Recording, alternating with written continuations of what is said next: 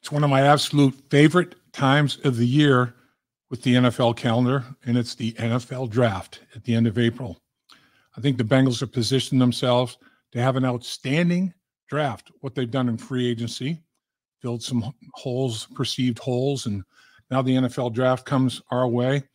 And ironically and sadly, as the NFL draft approaches, one of the guys who made his name as a scout and as a personnel director in the National Football League, the draft was his time of year, and I'm speaking of Bill Tobin. And unfortunately, we recently lost Bill Tobin, and it's a major loss to everybody in the National Football League. Thoughts and prayers go out to Duke Tobin, his son, who the apple has not fallen far from the tree. He's doing an outstanding job with the Cincinnati Bengals and their player personnel department. But Bill Tobin was special, man, just not only a special football guy, but a special human being. I first met Bill Tobin in 1973 when I played in the Senior Bowl as a senior at Syracuse University. He was scouting, and that was my first exposure to Bill Tobin. And look at what he did, his accomplishments, the 1985 world champion Chicago Bears, the Indianapolis Colts, great football teams.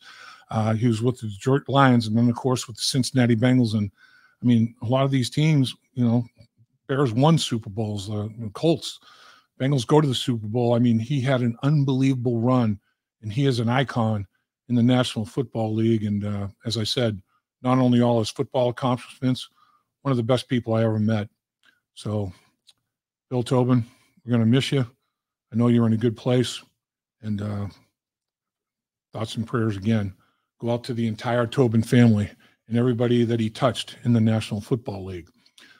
So in honor of Bill Tobin and all the work that he did over the years with the NFL draft, let's talk about the Cincinnati Bengals draft coming up, the 25th, 26th, and 27th.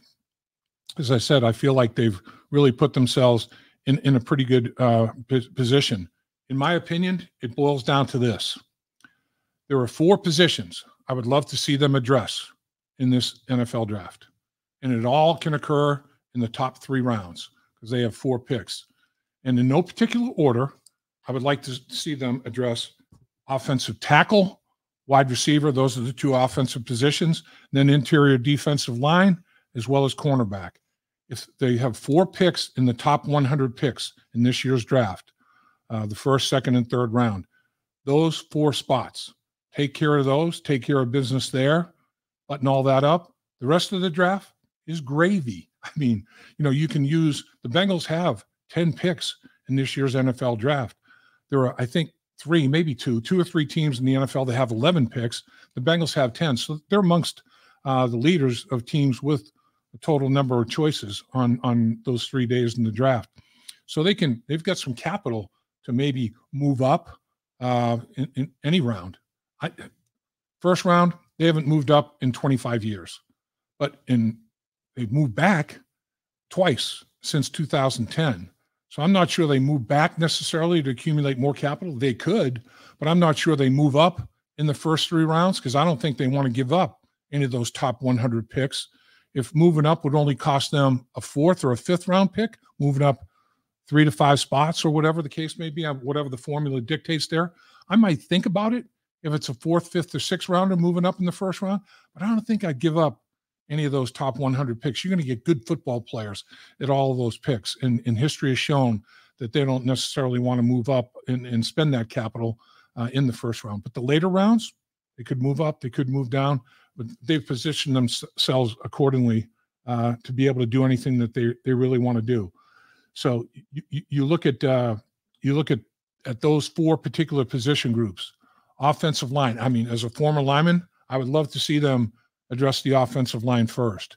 And a guy that I've seen, they had no chance of getting this guy. Then all of a sudden they have a chance of getting this guy. And who knows on draft day?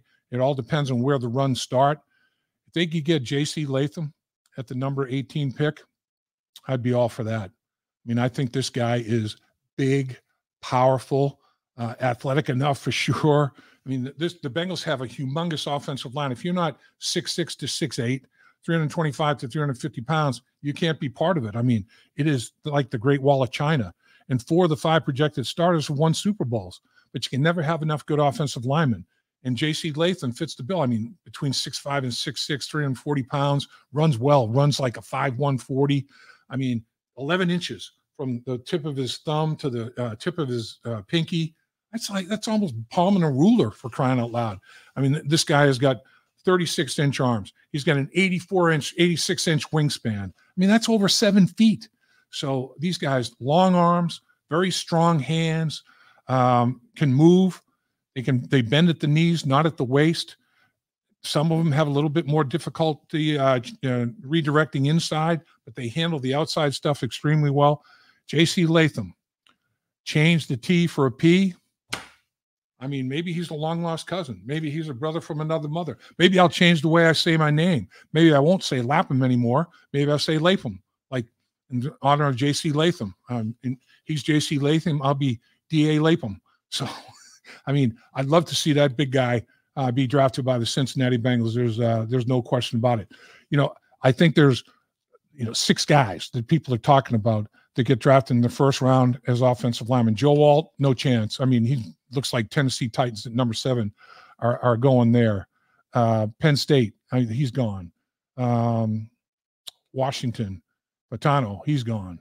Waga, Oregon State, he's probably gone. In my mind, it comes down to 2 guys. J.C. Latham, or if he's not there, Amarius Mims, another behemoth, another guy between 6'7", 6'8", 320 pounds. I mean, extremely long arms, big hands, same deal, same measurements. Now, he's only got 8 college games and about 800 plus snaps on his resume. But Anthony Munoz didn't have that big a resume in terms of college snaps either.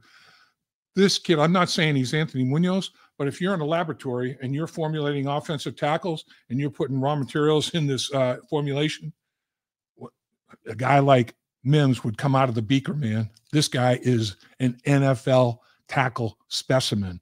And I think, some players have high floors, low ceilings, low floors, low ceiling. This guy has a high floor and a high ceiling. I mean, athletically, he's pretty stout. Now, with that said, if one of the defensive tackles, say Murphy, is there out of Texas at 18, you got to think about that genetic freak, well over 300 pounds, running like a 4.8 40 and bench pressing the world. I mean, this guy has got an explosive first step. He's going to control the line of scrimmage. He's going to penetrate. He's going to cause issues to people for a long time in the interior of that defensive line. So you'd have to think about him. But man, in my opinion, at the 18th pick, offensive or defensive line is the way to go. And then as nose tackle, if you don't go offensive line in the first round, maybe an interior defensive tackle in the second round. I mean, who might be there? Who might be in availability there? Looking at a compilation of drafts, Jenkins from Michigan, I like him. He might be there. Fisk from Florida State, he might be there. Smith from LSU, Jackson from Texas A&M. I mean, offensive line, first round, defensive line, second round. Okay, do you go wide? When do you go wide receiver? Second round, there's a lot of possibilities at the wide receiver position. There are over 40 guys that are draftable players at the wide receiver position, over 40 guys draftable players at the cornerback position. That's why, in my mind, every single round, you're going to have pretty capable players. There's supply and demand, a big supply, but there's a big demand on those positions. Anything throwing the football, quarterbacks, linemen protecting them, receivers running routes, cornerbacks covering those people, edge rushers. I mean, if an edge rusher slides, I'd go there as well. But wide receiver position in round 2, there's plenty of talent available there. If Coleman is there from Florida State, you got to think about that. Out of Florida, Pearsall. I mean, if he's there, you got to consider him as well. Round 3, out of Central Florida, Baker. I mean, that's a potential candidate. So there are wide receivers in the second and third round that you can take advantage of as well. And then cornerback. Okay, how many cornerbacks are there? I mean, every single round you can get a cornerback, First round, projecting close to a half a dozen. Second round, more than a half a dozen when you accumulate all these mock drafts. Fourth round, there's, over a half a dozen more.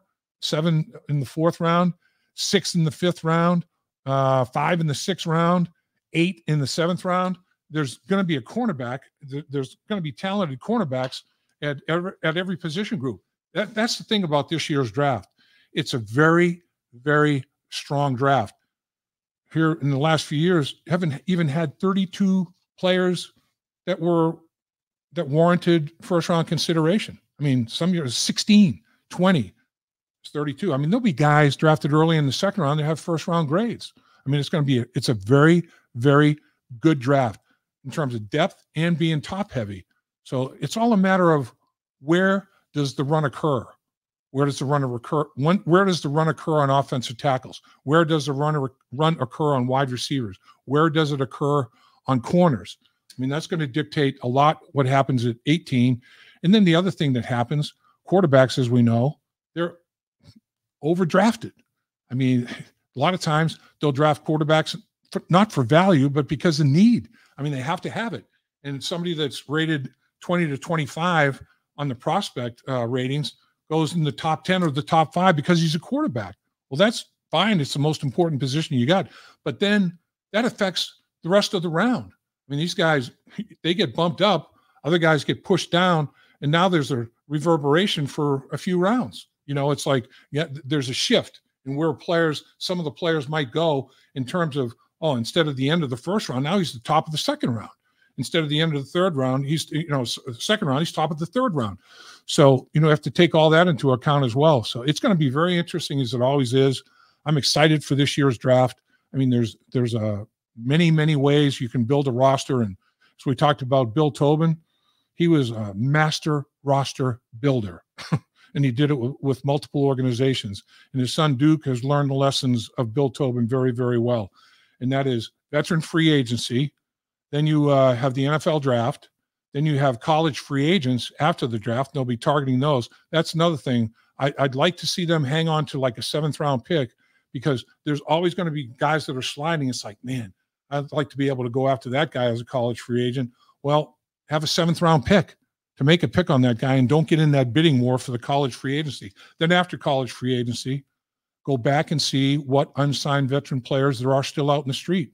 You might be able to find an interior defensive lineman that you might be surprised to see who's still left out there after the college draft and the college free agency signing periods. So the Bengals aren't done yet. In fact, it's only the beginning. They did a good job in veteran free agency. Here comes the draft, college free agency after those 7 rounds of the draft. And then, again, veteran free agency, the second round of that before you start up your training camp. So it's a great time of the year. The Cincinnati Bengals, there's work to be done. There's no question about that. I think they're up to the task. I do believe that Duke Tobin has put together a group that can work together. They've got continuity and consistency in that group. They can complete each other's sentences. They've got contacts at every college there is in the National Football League. I don't think they're going to be surprised by anything. They do a great job of finding out the tangibles and intangibles of these players.